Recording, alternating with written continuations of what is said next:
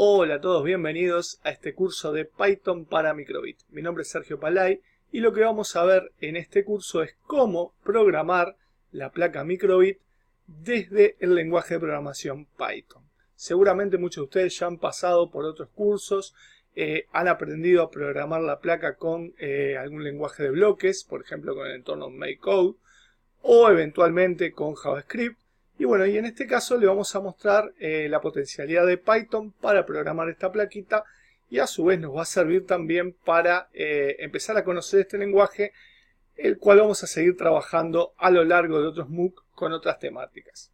Bien, entonces vamos a ver un poquito para los que recién empiezan a conocer esta placa, simplemente a modo de reseña, les recuerdo que la Microbit se define como una pequeña computadora programable. Es una placa que surge en el Reino Unido como un proyecto de la BBC. Es una placa cuyo costo no es elevado. Estamos hablando a julio del 2019. Está en el entorno de los 20 euros. Fue creada con el objetivo de introducir a los niños en la programación y en la creación de su propia tecnología de una forma sencilla y amena. ¿Qué quiere decir todo esto? Que ustedes con la placa van a poder realizar programaciones dentro de la placa que van a ser mostradas por el display y después van a poder también ir anexándole cosas, que es donde está la gracia y la potencialidad de esta placa. Lo súper importante es que para utilizar Microbit no precisan conocimientos previos en electrónica ni tampoco en programación. Si ya lo tienen, mejor. Evidentemente les va a ser mucho más sencillo de aprender. Bien, veamos a modo de repaso de qué se compone la Microbit. En la parte frontal, en la parte delantera, nosotros tenemos la pantalla que está dividida en 25 LEDs, en 25 cuadraditos, dos botones, un botón A y un botón B, que se pueden pulsar de forma individual o se pueden pulsar incluso los dos al mismo tiempo. Conectores de entrada y salida, conector 0, 1 y 2, lo que nosotros también vamos a llamar el pin 0 y el pin 2, conector de 3 voltios y conector de tierra. Bien, en la parte de atrás vamos a encontrar un conector para baterías. Eso está bueno porque me va a dar autonomía, me va a permitir a mí no depender de tener conectada la placa por medio de un cable del ordenador para que mi proyecto funcione. Un botón de reseteo que lo que va a hacer es que el programa que tengo almacenado en la placa inicie de vuelta. Un conector micro USB, que es por donde yo voy a conectar la plaquita a la computadora. Las vías de comunicación, que pueden ser por antena, por radio.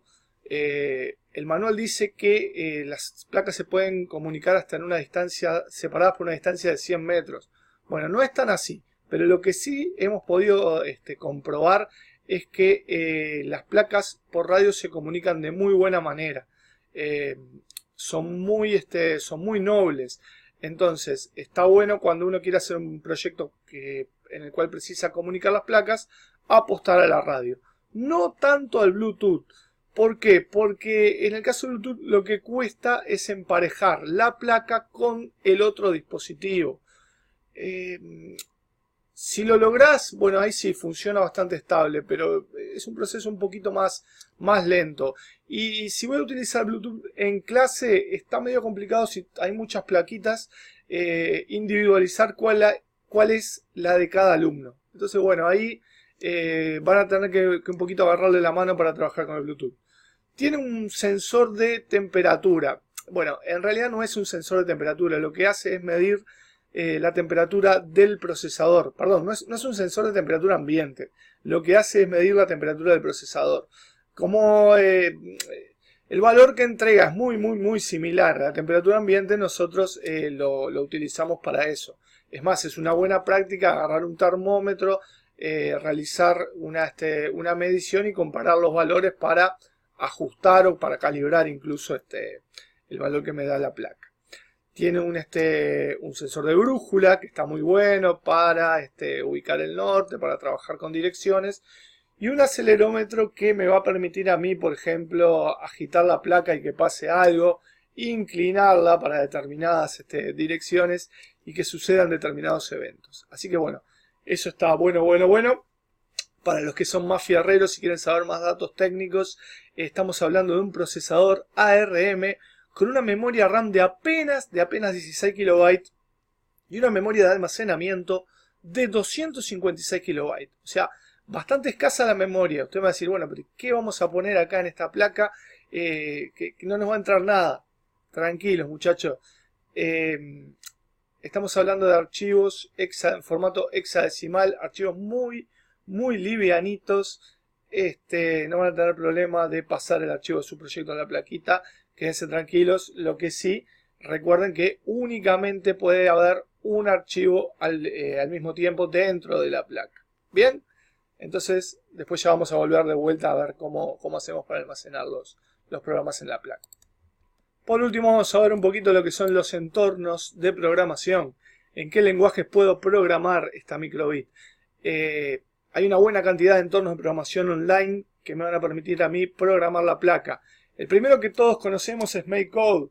Es el entorno de programación por bloques que tiene también su equivalente en JavaScript. Es bastante interesante, práctico y los niños lo aprenden bastante rápido.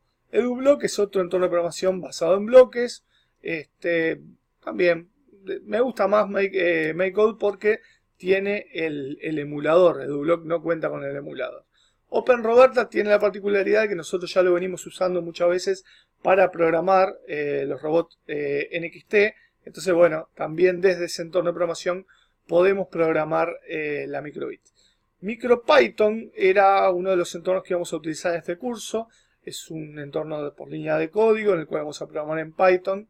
Y bueno, seguramente lo veamos en algún ejemplo. Y también está la posibilidad de programar microbit con Scratch. A partir de enero del 2019 viene una extensión ya dentro de Scratch 3.0 donde funciona bien, pero hay que hacer la salvedad de que funciona para Windows 10 y para algunas versiones de Windows 10. Entonces, bueno, yo en los recursos del curso voy a poner un enlace de cómo hacer para trabajar con Scratch 3.0 y microbit en Windows 10. Hay otra variante para trabajar con un programita llamado S2M, sería Scratch to Microbit. Ese funcionaría para Ubuntu, es una interfaz similar al Scratch 2.0, pero hay que dar unas cuantas vueltas para instalarlo, sobre todo en las máquinas de Ceibal, porque precisamos una versión bastante actualizada del Python, el editor Mu. Y bueno, yo lo que recomiendo en los talleres es que si ustedes lo precisan para hacer un proyecto en una sola máquina, bueno, sí, pueden tomarse la molestia de instalarlo. Les va a dar algún problema con las bibliotecas, algún problema de dependencia, pero más tarde o más temprano lo van a dejar funcionando. Si lo quieren hacer en clase con todos los alumnos, me parece que ahí como que va a ser un poquito más complicado. Bien, bueno, por acá es la parte de repaso de microbit, para ya ahora sí meternos en los entornos de programación de Python propiamente dicho.